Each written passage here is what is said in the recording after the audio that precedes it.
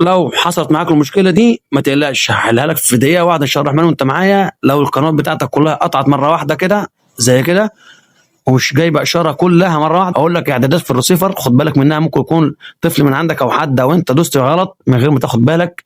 تابع معايا وسيب لي لو فيها مشكله عندك في الرسائل واحل لك المشكله دي في ثانيه واحده. انت معايا دلوقتي من الريموت، هدوس اخش على قائمه الاقمار، طبعا من الشمال واليمين زي كده، اخش على قائمه الاقمار دوس اوكي. هنا اخش على زي ما انت شايف كده بالظبط، اهم حاجه عندي قائمه ضبط الهوائي اللي هي الاقمار وادوس اوكي.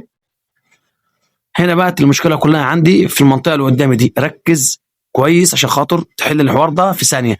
انا عندي نوعين يا جماعه، نوع ال بي وتردد ال بي. النوع ده الفرقه اللي هي كيو دي ما فيش اي مشكله فيها، لو لقيتها متغيره غير كده يعني لو نزلنا عليها ولقينا متغيره مستخدم او حاجه، لا غيرها لكيو.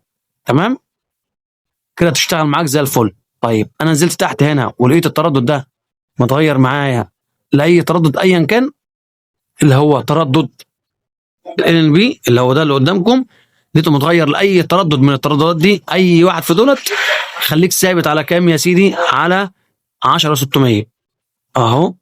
تمام 97 50 10 عفوا 10 600 اهو.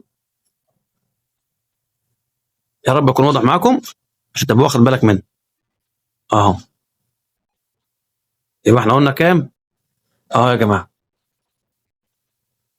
9 7 5 0 10 600 ده تردد الايه يا طه؟ ال بي مش النوع لو كده سيبه زي ما هو، ولو دوست كده على دي 10 600 هتشتغل معاك القناه زي الفل 10 على 10. ايه اللي بيحصل؟ ان في طفل ولا في حاجه او في حد بيدوس غلط، بتلاقي القصه دي تحصل معاك. طب بعد ما خلصت عمليه طه روح دايس اكزيت اللي هو رجوع واحده بس، هيحفظ معايا القناه 10 على 10 من غير اي تعب ولا معاناه. كتير من الناس بيجي بالقصه دي، وكتير من الناس من الاطفال بتلعب او هو حابب يضيف تردد او حاجه هنا بتحصل معاه المشكله دي، بتلاقي الدنيا لخبطت معاه، بتلاقي كل القنوات وقفت. بتبقى اعدادات بس بسيطه وان شاء الله هتلاقيها تشتغل معاك زي كده 10 على 10. لو عندك اي مشكله سيبها لي في التعليقات وانا ان شاء الله ارد عليها. ولو عجبك الفيديو اعمل معانا اشتراك في القناه وفعل زر الجرس وصل كل جديد وصلى على النبي.